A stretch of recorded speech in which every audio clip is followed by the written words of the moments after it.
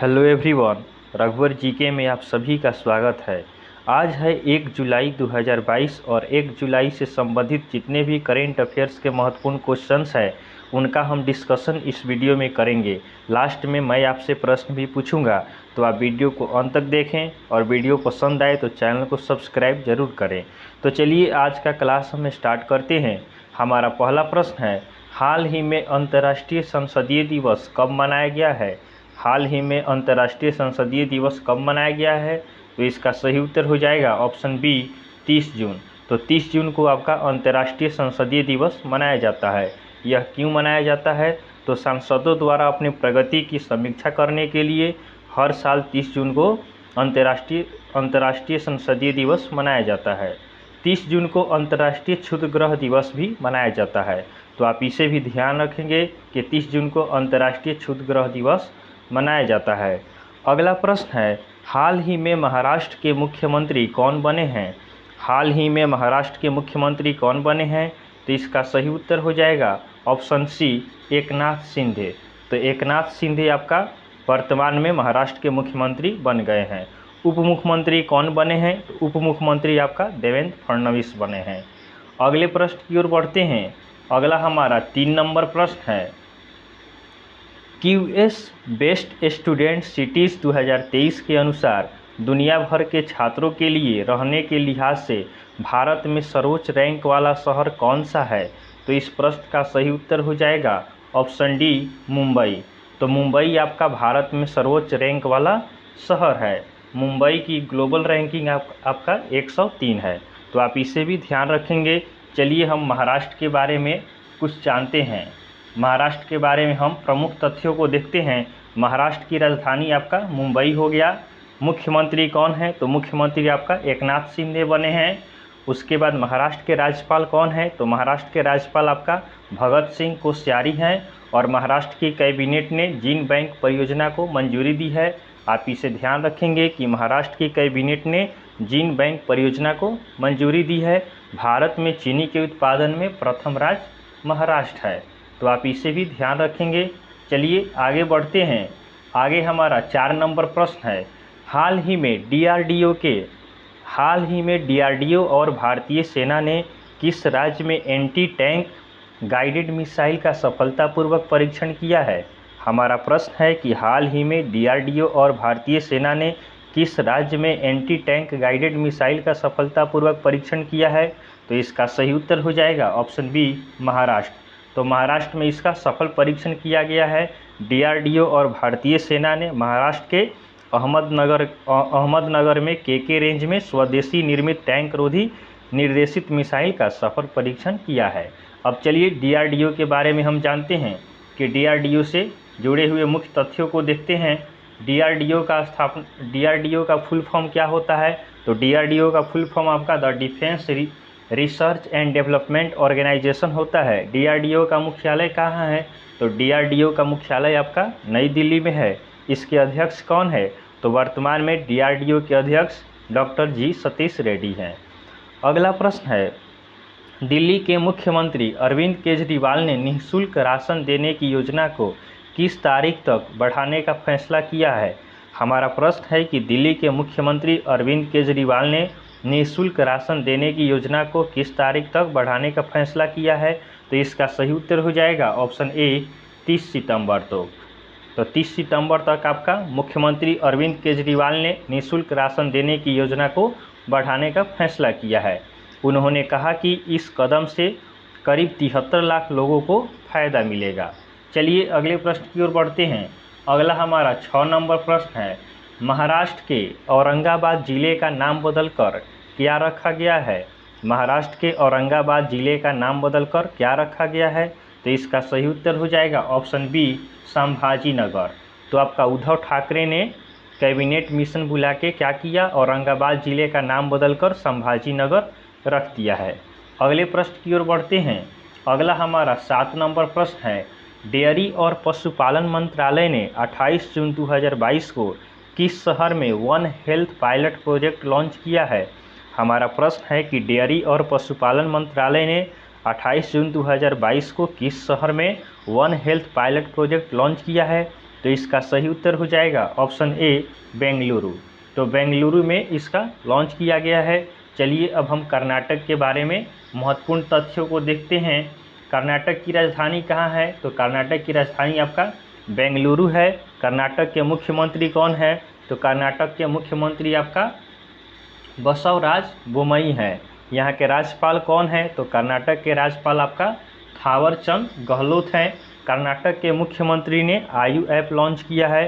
भारत और दक्षिण एशिया में बेंगलुरु हवाई अड्डे को सर्वश्रेष्ठ माना गया है। तो आप इसे भी ध्यान रखेंगे। चलिए अगले प्रश्न की ओर बढ़ते हैं। अगला हमारा 8 नंबर प्रश्न है, हाल ही में इंग्लैंड के लिमिटेड ओवर के कप्तान कौन बने हैं? हमारा प्रश्न है कि हाल ही में इंग्लैंड के लिमिटेड ओवर के कप्तान कौन बने हैं?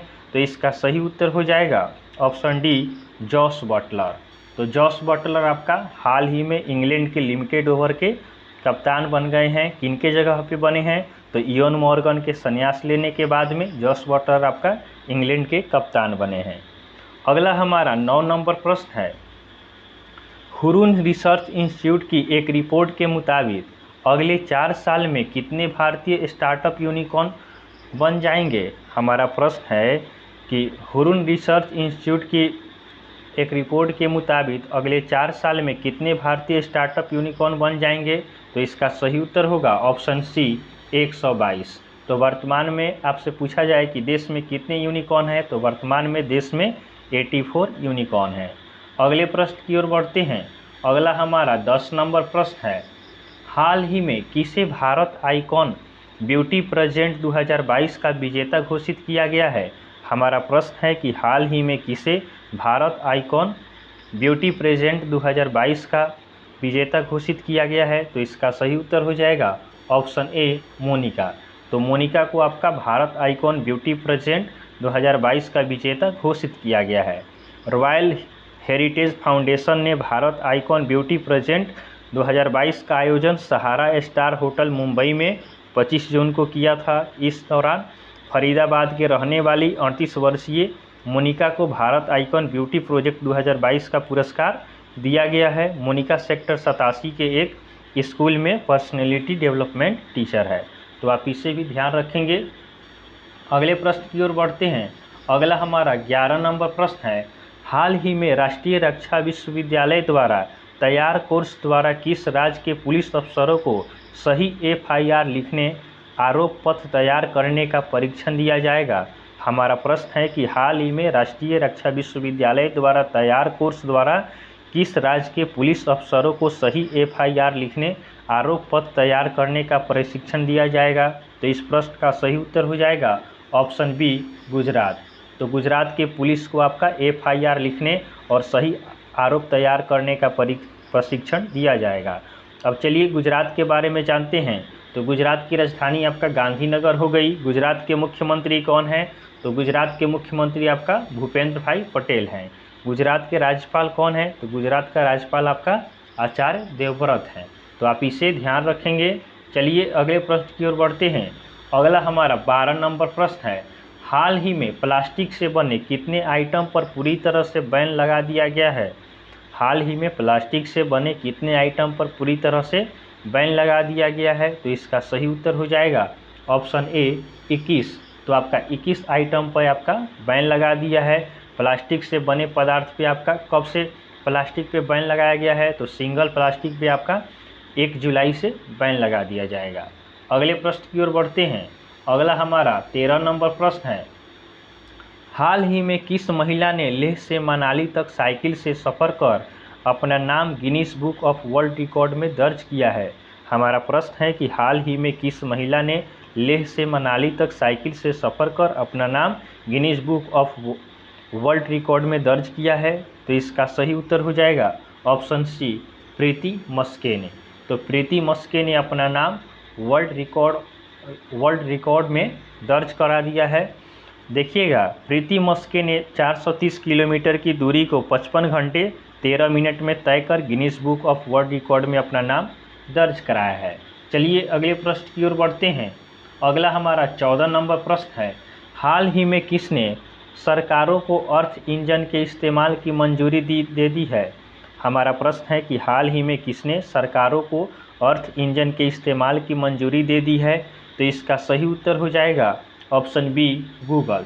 तो गूगल ने सरकारों को अर्थ इंजन के इस्तेमाल की मंजूरी दे दी है। आपसे पूछा जाए कि वर्तमान में गूगल के सीईओ कौन है? तो वर्तमान में गूगल के सीईओ सुंदर पिचाई हैं। तो आप इसे याद रखेंगे। हमारा अगला प्रश्न है, हाल ही में दुनिया की सबसे ऊंची सड़क उमलिंगला पर पहुंचने वाली प्रथम महिला साइकिलिस्ट कौन बनी है? हाल ही में दुनिया की सबसे ऊंची सड़क उमलिंगला पर पहुंचने वाली प्रथम महिला साइकिलिस्ट कौन बनी है? तो इसका सही उत्तर हो जाएगा ऑप्शन सी सविता महतो। तो सविता महतो आपका दुनिया की सबसे ऊंची सड़क उमलिंगला पर पहुंचने वाली प्रथम महिला साइकिलिस्ट बन गई है। चलिए अगले प्रश्न की ओर बढ़ते हैं। अगला हमारा 16 नंबर प्रश्न है, हाल ही में किस देश ने बेलारूस को इस्कंदर एम मिसाइल सिस्टम स्थानांतरित करने की घोषणा की है? तो ये आपका होमवर्क में रहेगा। आप इसका आंसर हमें कमेंट कर बताएंगे कि हाल ही में किस देश ने बेलारूस को इस्कंदर एम मिसाइल सिस्टम स्थानांतरित करने की घोषणा की है। चलिए कल का प्रश्न देखते हैं। कल का आपका होमवर्क का क्वेश्चन है, हाल ही में किसने दिल्ली उच्च न्यायालय के मुख्य न्यायाधीश के रूप में शपथ ली है? हाल ही में किसने दिल्ली उच्च न्यायालय के मुख्य न्यायाधीश के रूप में शपथ ली है? तो बहुत सारे स्टूडेंट ने इसका सही उत्तर हमें कमेंट किया था। इसका सही उत्तर हो जाएगा ऑप्शन ए सतीश चंद्र शर्मा। तो सतीश चंद्र शर्मा ने आपका दिल्ली उच्च न्यायालय के मुख्य न्यायाधीश के रूप में शपथ ली है। ऑप्शन ए हमारा सही उत्तर है। तो इस तरह हमने आज के सभी महत्वपूर्ण करेंट अफेयर्स को देखा है। आपको वीडियो पसंद आया हो तो आप वीडियो को लाइक करें और चैनल को सब्सक्राइब करें तथा इसे अपने दोस्तों के साथ शेयर करें। तो चलिए आज के लिए हम इतना ही रखते हैं, फिर आपसे नेक्स्ट वीडियो में मिलेंगे। तब तक के लिए धन्यवाद।